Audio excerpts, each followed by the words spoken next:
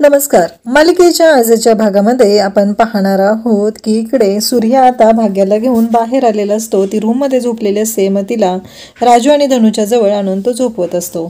तर धनू त्याचबरोबर राजू विचारतात की बरं आहे ना तिला, ती जेवली ना? तेव्हा तुळजा सांगते की हो, ती जेवली आहे, उद्या सकाळपर्यंत बरी होईल. मग सूर्याला काळजी वाटत असते. सूर्या म्हणत असतो की चला तुम्ही पण झोपून घ्या दोघीजणी, आणि तुळजा म्हणत असते की सूर्या तू पण चल झोपायला. पण सूर्या मात्र ऐकायला तयार नसतो. सूर्या मात्र म्हणत असतो की थांब जरा, ती काहीतरी कासावीस होते. कारण भाग्याला आता तिच्या नजरेसमोर दिसत असतं की राज असतो, आणि राज म्हणत असतो जोपर्यंत हिचा भाऊ आणि ही माझी माफी मागणार नाहीत अख्ख्या वर्गाच्या समोर, माझा इगो हर्ट त्यांनी केलेला आहे, तोपर्यंत मी यांना सोडणार नाही. मी तो जो व्हिडिओ आहे तो डिलीट करणार नाही असं त्याने सांगितलेलं असतं. इकडे भाग्या मात्र तिचा जीव तळमळत असतो. तेव्हा सूर्या तिच्या जवळ जात असतो. तेव्हा लगेचच तुळजा म्हणत असते थांब सूर्या, अरे ती दमली आहे ना, एकतर आपल्यापासून एवढ्या लांब गेलेली होती, एवढं सगळं घडलेलं आहे, त्यामुळेच प्रॉब्लेम असेल कदाचित. थांब जरा, ती शांत होईल आणि ती सगळं सांगेल आपल्याला, तू काळजी करू नको असं सूर्याला ती सांगत असते. परंतु सूर्या म्हणत असतो नाही तुळजा, मला काहीतरी वेगळं वाटतंय, मला ना भाग्याची सध्या काळजी वाटायला लागलेली आहे, थांब जरा. मग सूर्या तिच्या डोक्यावरती हात ठेवतो आणि तिला म्हणतो की काळजी करू नको भागू, मी आहे ना तुझ्याजवळ, असं तो बोलत असतो. दुसऱ्या दिवशी सकाळी छत्री काका सकाळ सकाळ आलेले असतात. तर सूर्याचे 2 मित्र तिथं असतात. ते विचारतात, तेवढ्यात सूर्यही तिथं आलेला असतो. ते म्हणतात की एक स्थळ आहे धनूसाठी, मुलगा चांगला आहे आणि त्याच्या बापाची भरपूर प्रॉपर्टी आहे, चांगल्या घरात मुलगी जाईल असं ते सांगत असतात. तेव्हा ते म्हणतात की हे बघ, हा फोटो आहे असं म्हणत तो फोटो दाखवतात. तो फोटो बघितला की सूर्याचे दोन्ही मित्र म्हणतात की हो बरोबर आहे, ती ना रील स्टार आहे बघ तो पोरग. सूर्या म्हणतं पण नोकरी पाणी काय करतं का नाही पोटा पाण्यासाठी? तेव्हा ते छत्री काका सांगतात की काय गरज आहे सांग, त्याच्या बापाने एवढं गडगंज श्रीमंत आहे तो, कमवलेला आहे. आणि सूर्या म्हणतो मग माहिती काढायची त्याची काय? तेव्हा ते सांगतात की आता आम्हाला सांग, डॅडींची पाहुणे आहेत आणि तू चौकशी करणार आहे म्हणजे बघ उद्या लग्न मोडलं बिडलं तर. पोरगं तर आहे ना चांगलं? पोरगं मात्र उडाणटप्पू दिसत असतं, अगदी मवाली वाटत असतं, आणि ते म्हणत असतात की हे पोरगं चांगलं आहे. तेव्हा मात्र सूर्याला काळजी वाटत असते. पोरगं फक्त बापाच्या जीवावर बसून खाणारं वाटत असतं. इकडे भाग्या रूममध्ये असते. ती विचार करत असते. ती म्हणत असते नाही, मला काही करून दादाला आणि वहिनीला हे सगळं सांगायलाच पाहिजे. मी जर त्यांना हे सांगितलं नाही तर खूप मोठा प्रॉब्लेम होईल, कारण त्यांना जर ही गोष्ट कळली नाही तर खूप अवघड होणार आहे. आणि त्यांना जर हे सांगितलं तर मला माहिती आहे की नक्कीच ते मला समजून घेतील, नाहीतर या टेन्शननं मला वेळ लागायची वेळ येईल असं तिचं बोलणं चालू झालेलं असतं. यावेळेस सूर्या म्हणत असतो अरे पण पोटापाण्यासाठी व्हिडिओ बनवते म्हणजे काय, व्हिडिओतनं काय पैसे मिळत असतात? तेव्हा ते म्हणतात की अरे सूर्या तुला ना सगळं इसकटून सांगायला लागतं बघ, तिलाही मोठी स्टोरी आहे, ती नंतर सांगतो असं ते बोलत असतात. आणि मग छत्रीनं डायरेक्ट सांगितलेलं असतं की मुलाची चौकशी करायची काही गरज नाही आहे, डॅडींचा पाहुणा आहे असं छत्रीने सांगितलेलं असतं. आणि छत्रीने सूर्याच्या मित्रांना दम दिलेला असतो. त्यांना सांगितलेलं असतं तुम्ही तिथं पेरू चोरत होता हे मी बघितलेलं आहे, जर तुम्ही काय मध्ये बोलला तर मी सगळ्यांना सांगणार आहे की तुम्ही तिथं पेरू चोरलेले आहेत. तर इकडे डॅडी त्याचबरोबर शत्रू सगळेजण बसलेले असतात आणि ते बोलत असतात. त्याचवेळी ती जमिनीचा व्यवहार पूर्ण झाला असं डॅडी सांगत असतात. तेवढ्यातच डॅडींच्या फोनवरती आता फोन आलेला असतो, तो म्हणजे सूर्याचा. सूर्या म्हणत असतो की हां हे आले होते छत्री काका आणि त्यांनी मला सांगितलेलं आहे त्या मुलाबद्दल माहिती. डॅडी म्हणतात की हो मुलगा चांगला आहे, थांब ते समोरच आहे, त्यांचं असं म्हणणं आहे की बघायला येतो मुलीला. तर ते बोलत असतात की कसं आहे तुम्ही डॅडींचे जावई, तुमची बहीण आहे म्हणजे काही शंकाच नाही आहे.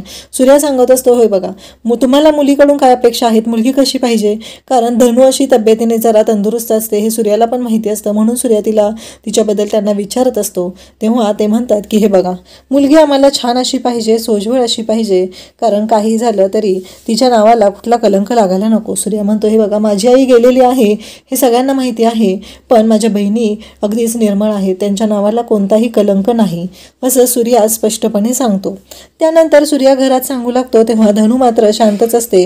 आणि मग धनूला सगळेजण म्हणत असतात म्हणजे, आणि सूर्याचं असं म्हणलं असतं की स्थळ चांगलं आहे तर बघून टाकूया, आणि कसं आहे लगेचच होत असतं का लग्नाचं, म्हणजे वेळ तर लागणारच आहे. धनू मात्र नाही म्हणत असते. तर राजू तिच्या जवळ जाते आणि म्हणते बघा तुझा तो इंग्रजीचा तास आहे ना तो पण बंद होईल. धनू म्हणते असं आहे का, म्हणजे माझा इंग्रजीचा तास बंद होणार आहे का? मग ठीक आहे, मी का तयार आहे या लग्नाला, असं धनूचं म्हणणं येतं आणि धनू या लग्नासाठी तयार होते. मग सूर्या तुळजाला म्हणतो की तुळजा, तू दुकानात जा आणि छान अशी धनूसाठी साडी घेऊन ये. सगळेजण देवाच्या पुढं आहेत, देवाला आता साखर ठेवत आहेत की कारण घरात आता आनंदाची बातमी मिळणार आहे. दुसऱ्यांदा घरात आता मोठं कार्य होणार आहे. धनूच्या लग्नाचा आता वार उडणार आहे. पुन्हा एकदा लाडू खायला मिळणार आहेत म्हणून सगळेजण खुश असतात आणि सूर्या पण खुश असतो. एक एक जबाबदारी कमी होत असते आणि आपला धनूचा संसार सुखाचा व्हावा असं त्यालाही वाटत असतं. इकडे तुळजा भागूच्या जवळ जाते. भागू शांतच असते. ती दादाला सगळं सांगायला आलेली असते, पण आता धनूच्या लग्नाचं चाललेलं आहे म्हणून ती शांत राहते. ती काहीच बोलत नाही. तेव्हा तुळजा तिला म्हणते की काय झालं भागू. तेव्हा ती म्हणते काय नाही, बरं वाटत नाहीये का तुला. ती म्हणते नाही जरासं. आणि मग तुळजा तिला म्हणते की चल आपण दुकानात जाऊया, दुकानात गेल्यानंतर तुला बरं वाटेल, जरा बाहेर पडलीस तर बरं वाटेल. पण तुळजाला कुठं माहिती असतं की धनूचा नक्की प्रॉब्लेम काय आहेत. तुळजाला असं वाटत असतं की तिला थकवा आलेला आहे, ती बाहेर गेलेली होती, पळापळ झालेली आहे म्हणून सगळं हे होत आहे. पण भाग्याचं दुखणं हे मनाचं असतं. तर इकडे धनूला आता राजू समजवत असते. धनू म्हणत असते की मला नाही करायचं हे लग्न, मला तुम्हाला सगळ्यांना सोडून कुठंही नाही जायचं. एक वेळ मी इंग्रजी शिकायला तयार आहे पण मला नको आहे हे सगळं. धनूला राजू समजवू लागते, अगं नको काळजी करू, सगळ्यांनाच लग्न ठरलं की असंच वाटत असतं. इकडे आता तुळजा आणि भाग्या दुकानात पोहोचलेले असतात. हे दुकान जरा चांगलं दिसते, आपण इथे जाऊया.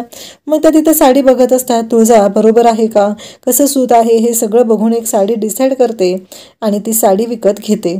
मग भाग्या आणि तुळजा दोघीजणी त्या साडीचं बिल करतात आणि दुकानाच्या बाहेर येतात. बाहेर आल्यानंतर दोघीजणी आता निघालेले असतात आणि त्याच वेळी रिक्षा पकडून त्या दोघीजणी निघतात. इकडे धनू मात्र टेन्शनमध्ये असते. तर पप्पी तिथं आलेली असते आणि पप्पी म्हणत असते की चल धने तुझं छान आयब्रो करून देते, म्हणजे त्या नवऱ्या मुलगाला ना भारी वाटेल. धनी म्हणत असते की नाही मला नाही करायचं आयब्रो बिब्रो काय, कारण मला नाही लग्न करायचं हे. पप्पी म्हणते का, अगं असं काय म्हणतेस. तेव्हा ती म्हणते तुला वाटलं ना तूच कर, मी सांगते मामाला आणि तू तुझंच उरकून टाकूया लग्न. असं पण दादा पण तयार आहे, सगळे तयार आहेत, मी सांगते सगळ्यांना आणि मग तुलाच दाखवूया तिथं आपण. धनी मात्र चिडचिड करत असते. ती म्हणत असते माझा इंग्रजी शिकलं तरी चालेल पण मला हे लग्न नाही करायचं.